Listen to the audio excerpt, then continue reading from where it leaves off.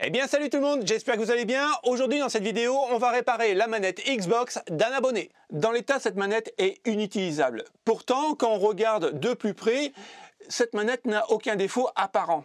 Sauf que le stick gauche de direction reste bloqué sur la droite. Et quand je relâche, le stick revient au milieu. Mais par contre, en jeu, tous les personnages ou alors vos voitures ou peu importe ce que vous jouez comme jeu, tout va sur la droite et impossible de jouer correctement. Et c'est une manette qui coûte quand même 60 €. On va essayer de réparer cette manette avec le moins d'outils possible pour que ce soit accessible à tout le monde.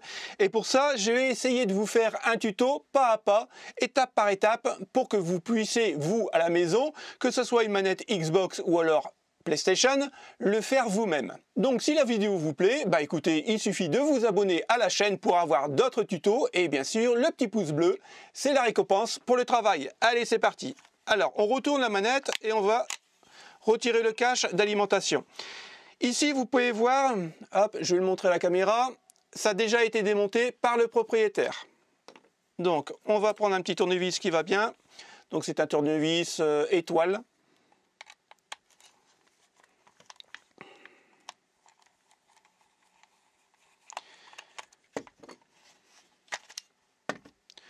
On ne perd pas les vis, moi je vais les mettre sur un coin, hop, voilà, où c'est aimanté. Une fois la vis retirée, ici on a une petite gâchette. Vous allez appuyer dessus et vous allez voir qu'il y a un interstice qui va se créer entre la manette et la coque. À partir de là, vous allez glisser quelque chose en plastique. Bon, si vous n'avez pas l'outil nécessaire, vous prenez un truc en plastique, peu importe, ou alors un petit tournevis. Vous le mettez à l'intérieur entre la gâchette et la coque en plastique.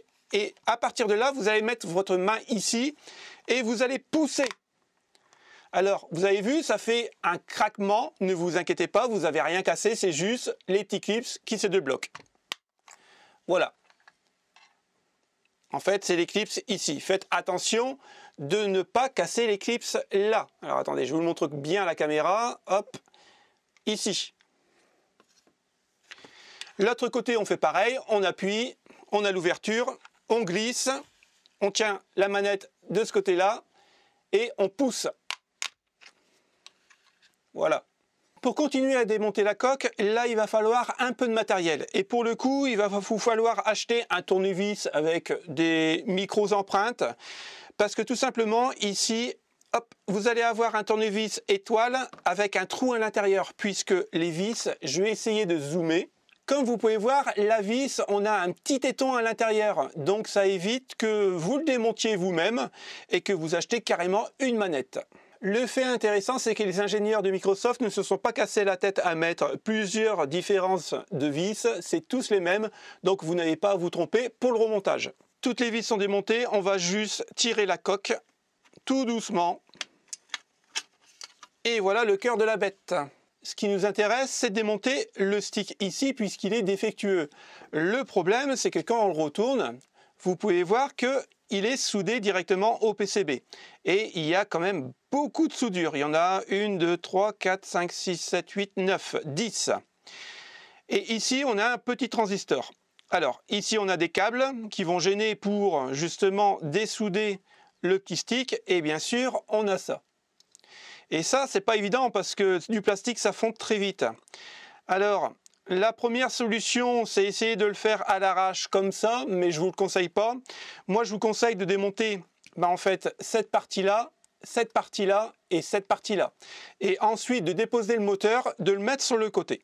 Et c'est ce qu'on va faire tout de suite. On va enlever le plastique du milieu parce que c'est lui qui tient l'ensemble. Et pour ça, vous avez ici des petites encoches. Je ne sais pas si vous le verrez bien à la caméra.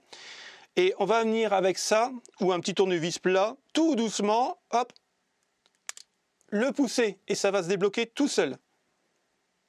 Voilà. Le stick RB et LB, c'est juste un morceau complet. Ici, sur le côté, vous allez avoir une petite accroche. Alors, ici, vous appuyez sur le stick, voilà, le plus gros, et vous allez venir à l'intérieur comme ça, pousser. Et voilà, il se détache. Et normalement, il s'enlève tout seul. Alors maintenant, pour la réparation, il y a deux écoles. soit vous enlevez le gros stick ici, donc le LT. Faites attention, il y a une tige en fer qui passe à travers le plastique, donc c'est mis en force et il va falloir un peu forcer pour la retirer. Faites aussi attention parce que ici vous avez un ressort et quand vous allez retirer la tige, il va giguler. La deuxième école que je préfère, c'est de mettre le stick complètement au sens inverse et comme ça on peut accéder ici à la réparation du stick à enlever. Et comme ça, on ne touche pas au plastique. Par contre, il faudra bien camoufler les câbles. Donc moi, les câbles, je vais les mettre comme ça. Voilà. Comme ça, on est vraiment tranquille. Ce que j'aime aussi faire, c'est enlever le moteur, ici, de vibration. Voilà. Et je le mets sur le côté. Comme ça, je tends les câbles. Et ici, on risque rien. La première étape est terminée et j'espère que j'ai perdu personne en cours de route. Parce que ça va vraiment se compliquer. Alors faites une pause, déstressez, appuyez sur le petit bouton en bas à droite, abonner et le petit pouce bleu. Parce que là, il va vous falloir un petit peu plus de matos. Alors, rien de bien cher, c'est pas la peine d'acheter un truc professionnel pour une réparation à 60 €. Le premier outil, c'est celui-ci. C'est un genre de petit décapeur thermique où on peut changer les buses, c'est interchangeable et en fonction de ce que vous avez à dessouder, vous mettez plus ou moins une grosse buse. Ça, il faut vraiment savoir s'en servir parce que ça décape vraiment. Alors pour ceux qui auraient l'idée de le faire avec un gros décapeur thermique, parce que de temps en temps je vois passer ça comme idée farfelue sur les forums, je rigole bien. Parce que là, c'est pas la manette que vous allez changer, c'est la maison. Le deuxième appareil, et c'est celui-là que je vous conseille, c'est le fer à souder. Alors, il y en a pour 25-30 € sur Amazon. Alors, bien sûr, c'est beaucoup plus grossier que celui-là parce que celui-là coûte vraiment un bras. Mais voilà, il fait de la micro-soudure. Et pour le coup, c'est vraiment très intéressant. Alors, quand vous achetez un appareil à 25-30 € sur Amazon ou sur Wish ou où vous voulez, vous allez avoir une pointe un petit peu plus grosse que celle-ci. Mais voilà, c'est pas des soudures vraiment micro.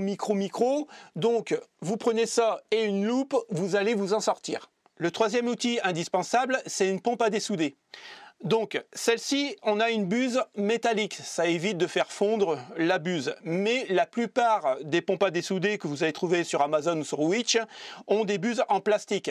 Pour une simple réparation comme celle-ci, prenez la moins chère, il y en aura largement assez. Pour ceux qui ne connaissent pas cet outil, c'est très simple d'utilisation, c'est une pompe. Donc là, on va pousser pour l'armer.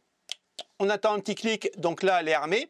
Et une fois que le métal est en fusion avec le fer à souder, on va venir ici pointer hop, sur la soudure liquide et on va appuyer. Et voilà, ça va aspirer le métal en fusion. Comme ça nous permet de dessouder.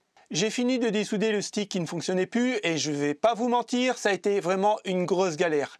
Mais je vais m'expliquer. Là, ce que je vous montre, c'est le stick que j'ai démonté et qui ne fonctionnait plus. Donc, il était ici.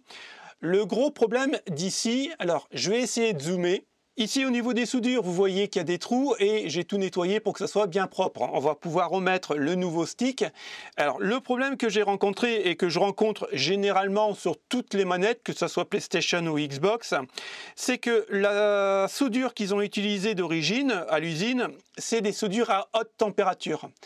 Donc, si vous galérez vraiment à dessouder tous les petits pics ici, je vous conseille dans ce cas-là de remettre un coup de soudure avec de l'étain à basse température, vous le mélangez avec la haute température et à partir de là, vous pouvez dessouder tranquillement. Mais il faudra faire ça à tous les trous. J'ai mis en place le nouveau stick et il faut absolument, alors je ne sais pas si vous verrez à la caméra mais je ne peux pas zoomer plus, il faut absolument que les picots du nouveau stick passent à travers le PCB et à partir de là on pourra faire une bonne soudure et on aura de très bonnes connexions. La dernière étape délicate, c'est la soudure. Alors pour ça je vais utiliser du flux, ça va me permettre de faire une jolie petite boule au niveau des soudures, mais si vous en avez pas, c'est pas encore très grave. Moi je vais l'utiliser parce que j'en ai et je vais utiliser le microscope pour vraiment avoir un niveau de qualité quand même assez professionnel.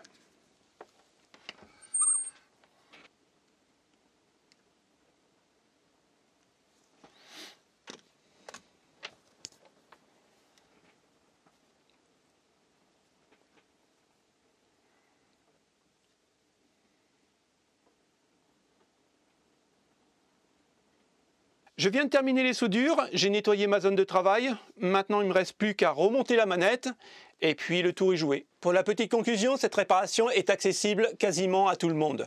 Du moment où vous êtes patient, que vous prenez le temps de faire bien les choses, vous pouvez y arriver. Bien sûr, il vous faudra un peu de matos, mais rien de bien très cher non plus. Je vous mettrai une liste en description, comme ça vous pourrez voir ce qu'il vous faut et ce qui vous manque en matos pour réaliser ce genre d'opération. Mais je vous rappelle, si vous êtes patient et consciencieux, vous pouvez y arriver. Donc j'espère que la vidéo vous a plu. Si ça vous a plu, le petit abonnement, le petit pouce bleu et à la prochaine les potes. Salut, ciao ciao.